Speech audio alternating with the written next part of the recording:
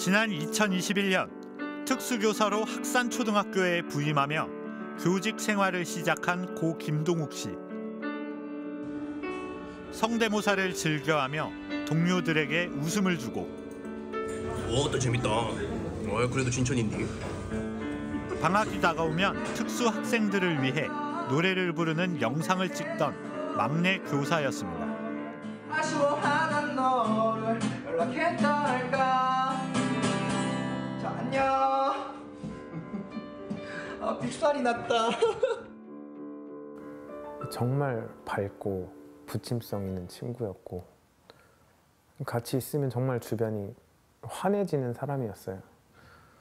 누구 하나 진짜 좋아하지 않는 교사 동료들이 없었고 그게 아이들한테도 그런 태도였고 매사에 그랬던 것 같아요.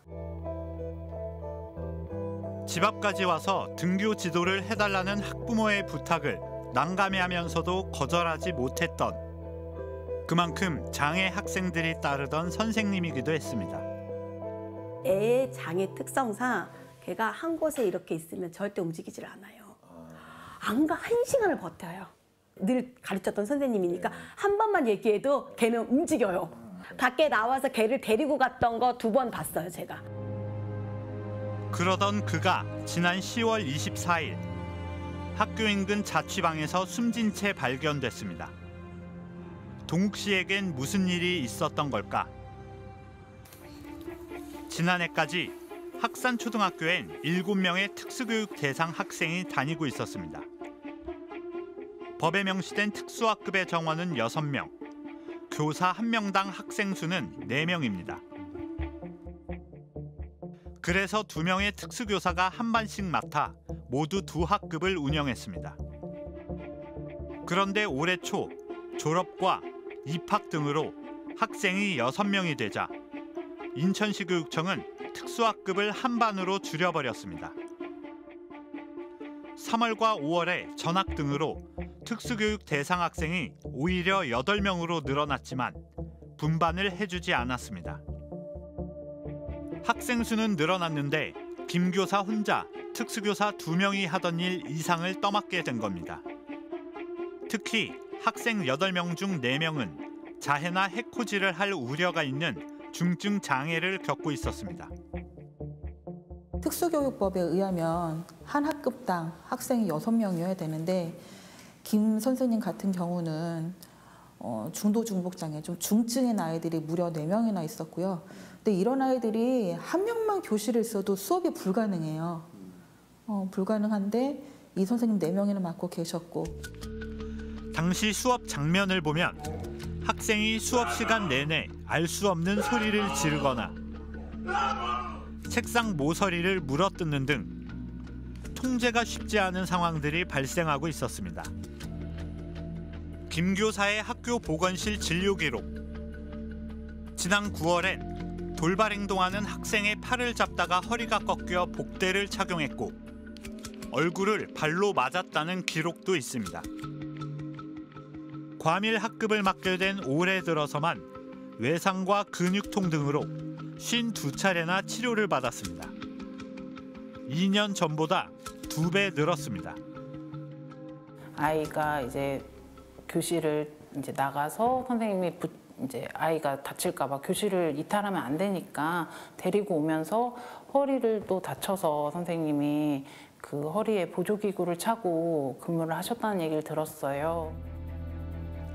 이런 상황에서도 일주일에 29교시의 수업을 소화해야 했습니다. 초등학교 교사의 주당 평균 시수보다 무려 8시간이 더 많았습니다. 처음 듣는 주당 시수인데요. 29시수라고 하면은 보통 초등학교가 월화수목금 중에 수요일을 보통 5교시로 하고 월화 목금을 6교시로 운영을 하거든요. 그러니까 한 번도 안 쉬게 되면 그 29시수가 나오는 거예요. 일과 중에는 아이들 수업으로 꽉 차 있던 거죠. 일주일 내내. 통제하기 힘든 특수교육 학생들을 상대로 매일 혼자 거의 6교시씩 수업을 했다는 뜻입니다. 여기에 일반 수업을 들으러 가는 특수학생들도 챙겨야 했습니다. 이른 아침 한 특수학생 학부모가 김 교사에게 보낸 카카오톡 메시지. 자녀가 체육 수업이 있다면서 가방에 조끼를 넣었으니 활동할 때 입을 수 있도록 말해달라고 요청했습니다. 학교에 자녀와 의사소통할 수 있는 선생님은 특수교사인 동욱 씨밖에 없었던 겁니다. 얘네들이 어떻게 컨트롤해야 되는지 저는 엄마는 많이 키워봤으니까 알잖아요. 근데 그걸 아는 선생님 동욱 선생님이었어요. 사실 소통할 수 있는 창구가 김동욱 네, 그게 없어요. 진짜 없어요. 점심시간에 급식실에서 이제 학생들이 식사를 할 때 김 선생님이 맡은 아이들이 식사하는 거를 지켜봐요. 본인 식사도 제대로 못하면서 아이들을 그렇게 관리하는데 도저히 산 사람의 얼굴이라고 하기 어려웠어요. 신체적, 정신적 한계에 육박했던 업무. 보다 못해 병가라도 내라던 동료들의 권유에도 꿋꿋하게 교실을 지켜오던 동욱 씨는 결국 주검으로 발견됐습니다. 너 이러다 병 나겠다. 병가 좀 써라 했는데 그때마다 하셨던 선생님의 말씀은 그럼 우리 애들 어떡해? 그 말씀이었다고 하시더라고요. 지난 2월 말 지인들이 있는 카카오톡 채팅방에 동욱 씨가 올린 메시지입니다. 법정 정원 6명을 이유로 학급을 하나로 줄였다가 교육청이 다시 특수학생 1명을 추가로 배정하자 학급 배치를 왜 이렇게 하지라며 답답해합니다. 동욱 씨는 교육청 관계자로부터 알아서 살아가라. 다른 학교는 특수학생이 33명이니까 조용히 하라는 말을 들었다고도 하소연했습니다. 과밀이거나 아니면 학생들이 중증 아이들이 많다거나 이런 어려움들이 한두 개씩은 꼭 있는데 저 같은 경우도 아이들이 2시간, 3시간씩 이렇게 연달아서 수업을 하는데 그 시간에 화장실을 전혀 가지 못하거든요. 아마 그 선생님께서는 화장실도 거의 못 가지 않으셨을까 싶어요.